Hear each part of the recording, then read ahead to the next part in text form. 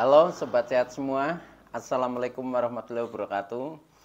Salam jumpa kembali dengan saya Sugito di channel Berbagi Sehat, channel edukasi dan motivasi seputar asam lambung, GERD, anxiety psikosomatis berdasarkan pengalaman saya sebagai orang yang pernah menderita asam lambung, GERD, anxiety psikosomatis dalam waktu yang cukup lama. Dan alhamdulillah sekarang sudah sembuh. Harapan saya khususnya kepada teman-teman yang masih dalam penderitaan asam lambung, GERD, anxiety psikosomatis, setelah menonton video ini akan dapat tersugesti dan termotivasi untuk dapat cepat sembuh. Saya bisa sembuh, insya Allah teman-teman pasti juga bisa sembuh. Badai pasti berlalu. Baiklah teman-teman, pada kesempatan kali ini saya akan berbagi seputar asam lambung, GERD, anxiety psikosomatis dengan topik kedinginan dan keringat dingin. Jangan diabaikan. Baiklah teman-teman, sebelum saya lanjutkan ya, tolong yang belum subscribe channel ini klik subscribe dan loncengnya supaya teman-teman tidak ketinggalan konten video-video berikutnya. Dan jika suka, klik like, selalu bagikan ke sosial media teman-teman. Semoga bermanfaat buat kita semua. Baiklah teman-teman, sebelum kita lanjutkan ya, ini juga sebagai jawaban ya atas request teman kita ya, Asep dari Cikarang. Halo Mas Asep ya, semoga semakin sehat dan semakin berbahagia. Baiklah kita lanjutkan, jadi topik kita kali ini adalah kedinginan dan keringat dingin ya. Jangan diabaikan. Teman-teman semua, ketika kita menderita asam lambung, GERD, anxiety psikosomatis, yang namanya sensasi kedinginan dan keringat dingin itu sering muncul ya. Contohnya yang pertama tentang kedinginan ya. Biasanya dulu yang pernah saya alami ya, tangan ini, telapak tangan selalu dingin, kemudian kaki juga dingin. Nah itu harian teman-teman, seperti itu ya. Nah bahkan di dalam tubuh kita ini juga cenderung lebih dingin dibandingkan ketika kita sebelum terkena asam lambung, GERD, anxiety psikosomatis. Sehingga ketika saya keluar itu selalu pakai jaket ya, entah itu keluar berjalan ya, berjalan kaki maupun naik kendaraan, itu saya tetap pakai jaket ya. Nah itu karena memang kedinginan ya. Nah belum sensasi keringat dingin ya. Keringat dingin ini contohnya terjadi pada waktu saya terkena panic attack ya. Panic attack itu dengan nafas pendek ya, nafas terengah-engah ya. Nah kemudian dada rasanya sesak ya, seolah-olah nafas ini seperti mau putus. Nah setelah itu kepala ini keluar keringat dingin semua ya. Nah ini harus kita siasati teman-teman, dan harus kita bisa mengatasinya supaya menjadi bisa ya terselamatkan lah dalam hal ini, karena keringat dingin ini memang jangan diabaikan ya. Jadi kita harus bisa istilahnya mencari solusi secara cepat dan tepat itu teman-teman ya. Nah itu dengan cara kita memahami terlebih dahulu. Nah baik teman-teman, jadi yang terpenting kita adalah tahu sebab ya. Pertama tahu sebabnya, kemudian yang kedua nanti kita mencoba untuk mencari alternatif solusinya ya, terutama untuk pertolongan pertama ya. Pertolongan pertama, kalau mungkin setelah pertolongan pertama biasanya ke dokter atau berobat ya, ke rumah sakit. Nah itu biasa ya, tetapi pertolongan pertama biasanya itu dari diri kita sendiri dulu ya itu. Nah ini yang saya maksud, harus kita bisa mencermati tentang kondisi kita masing-masing. Nah pertama yang kedinginan dan keringat dingin ini dua masalah yang sebenarnya berbeda teman-teman, walaupun sama-sama dingin ya, sama-sama dingin. Nah baiklah, untuk yang pertama ini soal kedinginan ya. Soal kedinginan, pada waktu kita terkena asam lambung gejala inisiatif psikosomatis, memang secara umum tubuh kita ini merasa lebih dingin ya. Terlebih pada bagian tangan dan kaki ini betul-betul dingin ya, betul-betul dingin. Nah itu disebabkan ya karena bisa yang pertama ini memang karena suhu udara memang dingin ya. Suhu udara memang dingin itu contohnya kita berada berlama-lama di ruang ber-AC ya. Kemudian AC-nya di setel yang tinggi ya kedinginannya, nah sehingga kita sampai kadang seperti menggigil ya. Nah ini kurang menguntungkan untuk penderita asam lambung gejala inisiatif psikosomatis. Karena apa? Karena memang suhu yang dingin ini akan memicu asam lambung untuk naik juga itu ya. Bisa juga contohnya di malam hari ya. Malam hari dibanding siang memang kecenderungan lebih dingin ya. Maka dari itu biasanya saya kalau malam itu biasanya sering memakai jaket itu seperti itu. Nah selain itu juga seperti sekarang ini kan sedang musim hujan. Nah itu juga memicu lagi ya suhu menjadi semakin dingin. Itu juga bagi penderita asam lambung gejala inisiatif psikosomatis ini juga menjadi rentan ya. Rentan karena sering dipicu oleh dingin. Nah kita menjadi kambuh itu seperti itu. Selain itu juga bisa dingin disebabkan oleh angin teman-teman. Contohnya kita naik sepeda motor ya tanpa memakai jaket misalkan ya, tanpa pakai jaket, tanpa memakai helm.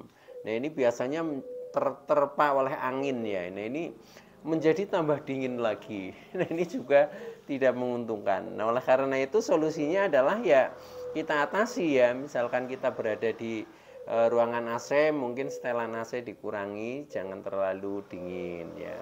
Malam hari kita keluar kita harus memakai jaket. Kemudian hujan juga kalau bisa jangan keluar, jangan hujan-hujanan ya.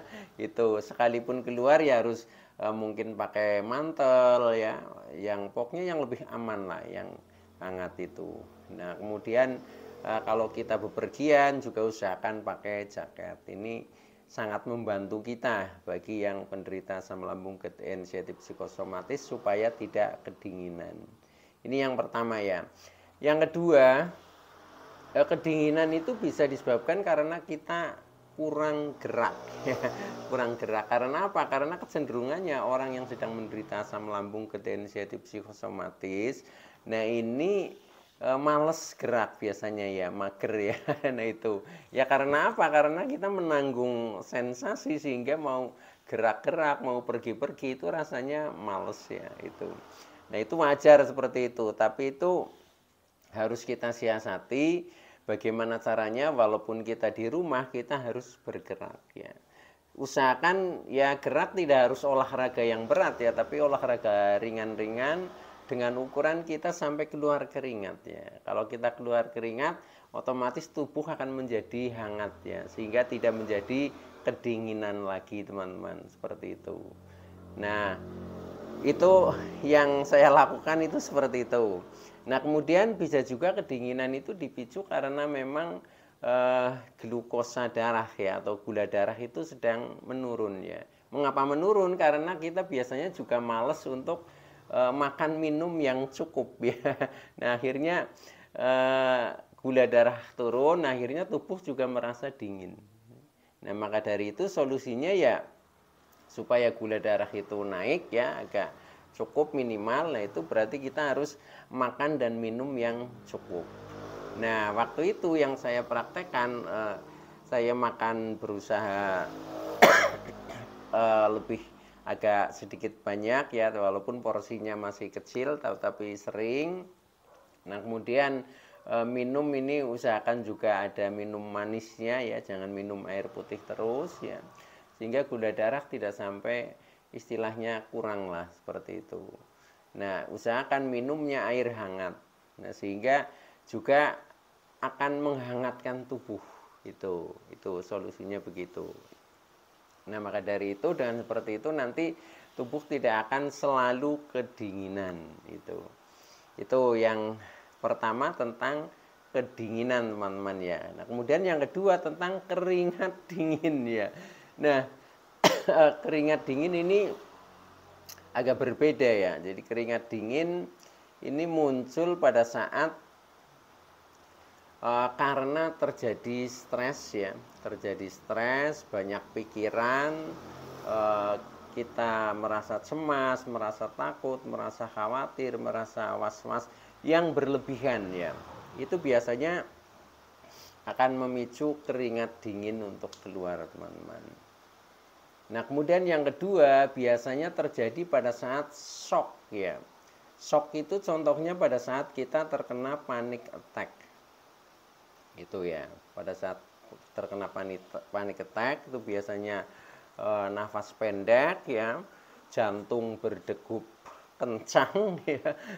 Nah, itu akhirnya menjadi terengah-engah. Nah, ini terus keringat dingin keluar itu. Ini rasanya sangat menakutkan sekali ya ketika terjadi seperti itu. Oke, teman-teman ya, saya sambil minum dulu nih.